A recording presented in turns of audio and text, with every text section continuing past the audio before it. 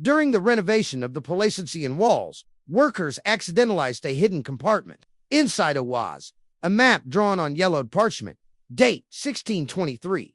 The gold veins marked on the map matched exactly with modern charts. When Traore held the map in his hands, he had found proof of how the West had systematically exploited Africa's wealth for 400 years. The discovery was made on a Tuesday morning in what had once been colonial governor's mansion, a grand structure built in the late 19th century that now served as one of the presidential working residences in Ouagadougou. President IbrahimTraore, the renovation after structural injuries, warned that the east wing damage during previous political unrest needed urgent repairs. Abdul Kate, the chief restoration architect, was supervising the removal of damaged plaster from a section of wall when his team uncovered something unusual. Asmo alcove that appeared to have been deliberately sealed decades, perhaps centuries earlier. Mr. President, we found something you should see, Kona said over the secure phone Linus de Blash for the renovation project. When Traore arrived an hour later, workers had carefully expanded the opening, revealing a cavity roughly the size of a safe.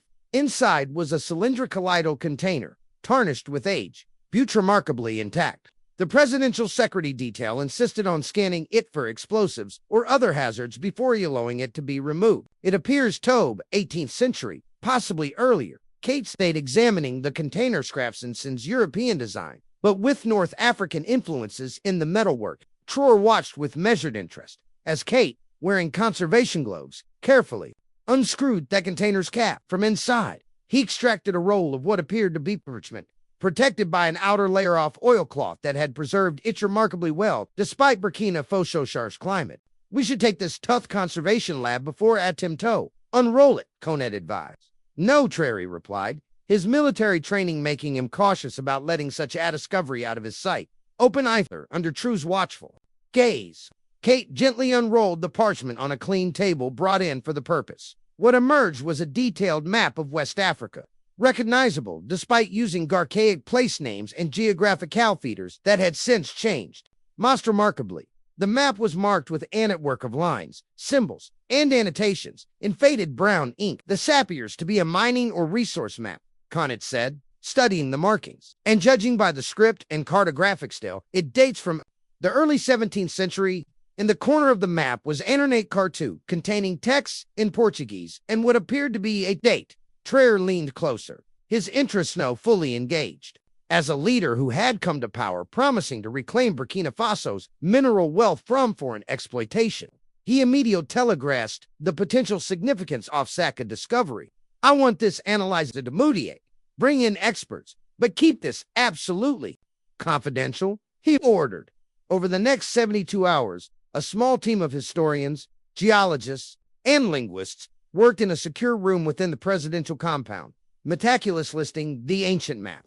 What they discovered would shake the West Africa's colonial history and provide Traore with an unexpected weapon in his ongoing battle for resources of variety.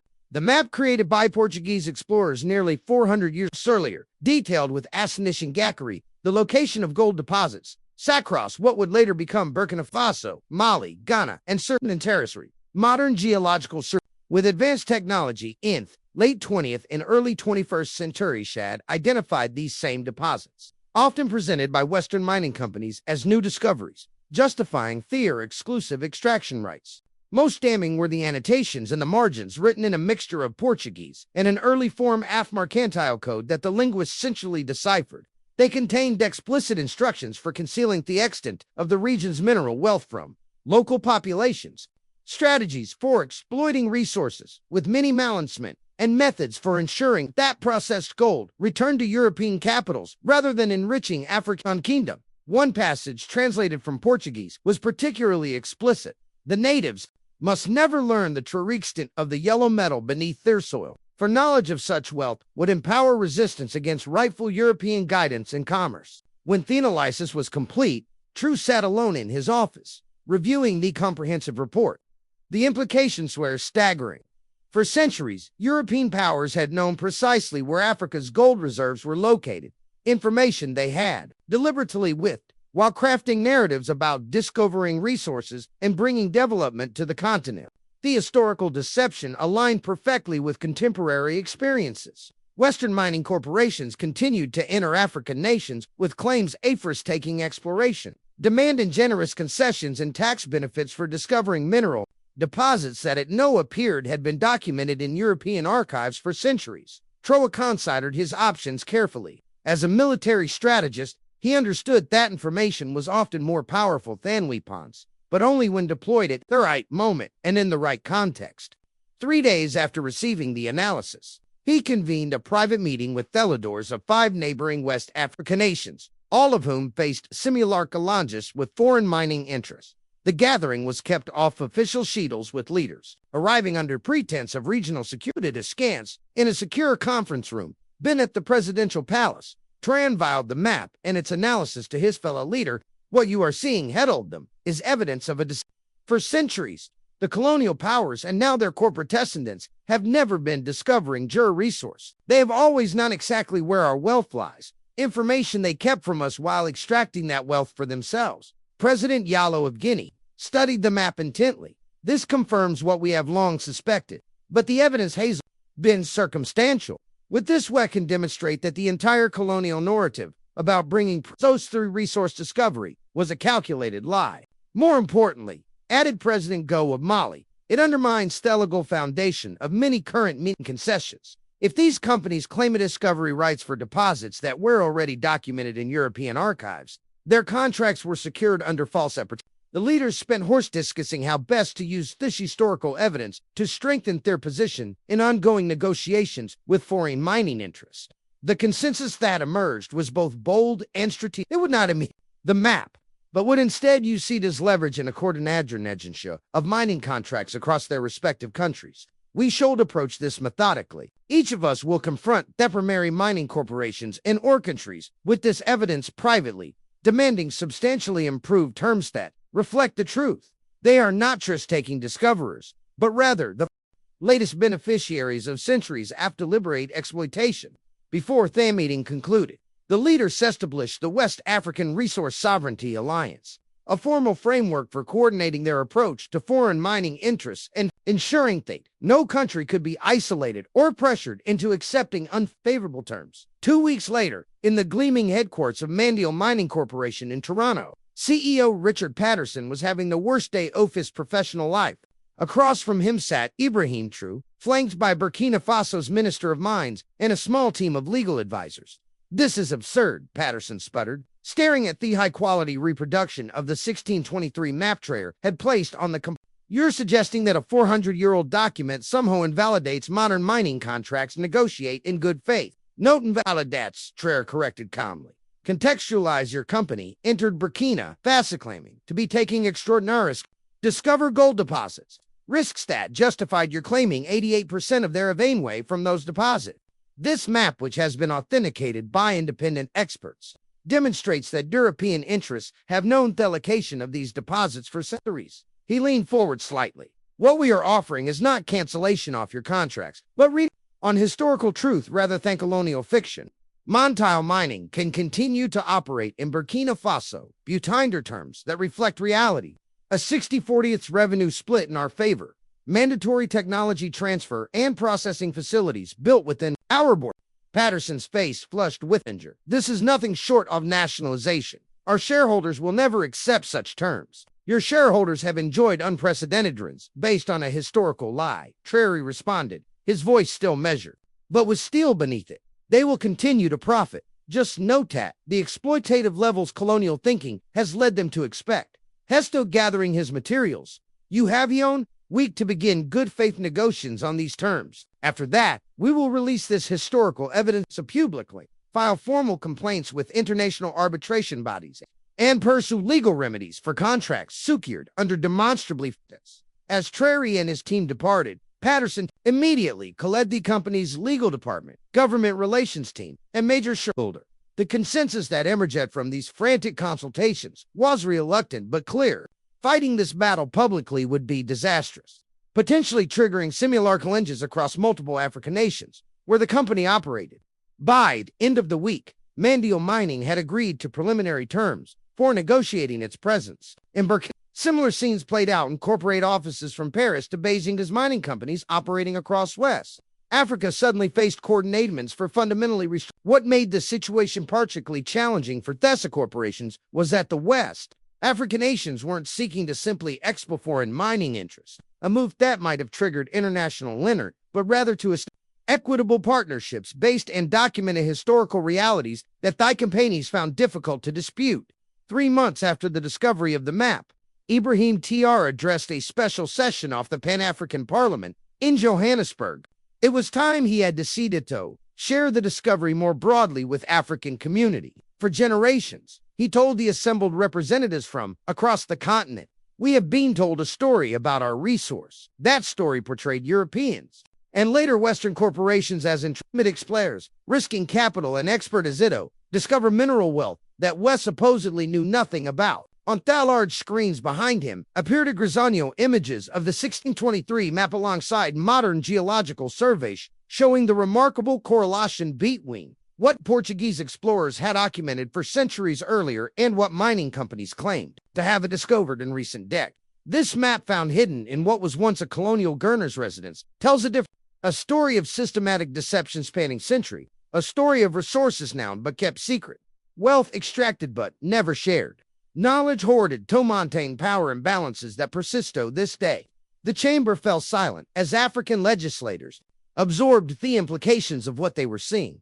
For many, it confirmed suspicions they had long held, but could never definitively prove that the narrative of Western discovery of African resources was fundamentally dishonest.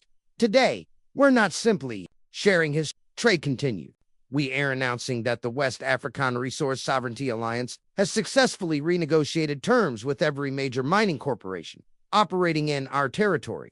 These new agreements recognize our rightful ownership of sources that were never truly discovered by these companies and establish partnerships that reflect this. He outlined the transformative majority revenue shares for African nations, mandatory in-count reprocessing facilities, technology transfer requirements, and transparent account of all extracted resource. Most significantly, he announced the establishment of the Pan-African Mining Academy, an institution dedicated to ensuring that future generations of Africans would have the technical expertise to manage their own mineral wealth without dependency on. The international reaction to Traore's revelation and the subsequent contract renegotiations was predictably mixed. Western financial publications decried resource nationalism and warned of declining foreign investment. Political commentators questioned the authenticity of the map, suggesting it might be Amadorn forgery created to justify predetermined policy goals. But the carefully documented provenance of the discovery, including independent verification by European historical experts who had no incentive to authenticate it, made such dismissal static to sustain. The coordinated approach of multiple African nations prevented isolation and economic pressure that had traditionally been applied to individual countries that challenged Western resource interests. 6 months after the map's discovery, the tangible impacts of the renegotiated relations were becoming visible across West Africa. In Burkina Faso, construction had begun on the nation's first gold refinery, ending the centuries-old practice of exporting raw gold for processing in European facilities. Tax revenues from mining operations had increased by over 300%, funding new schools, hospitals, and infrastructure projects. Most telling ways shift in how Western mining corporations presented themselves in Terrigen. Gone was the narrative of explorers discovering Africana source instead. Corporate communications now emphasize technical expertise, capital investment, and mutually beneficial partnerships, a tacit acknowledgement that the old colonial storyline had been permanently undermined. For IbrahimTraore, the MOF provided more than just leverage for contract negotiation. It had offered a powerful symbol that resonated across Africa and the broader global South.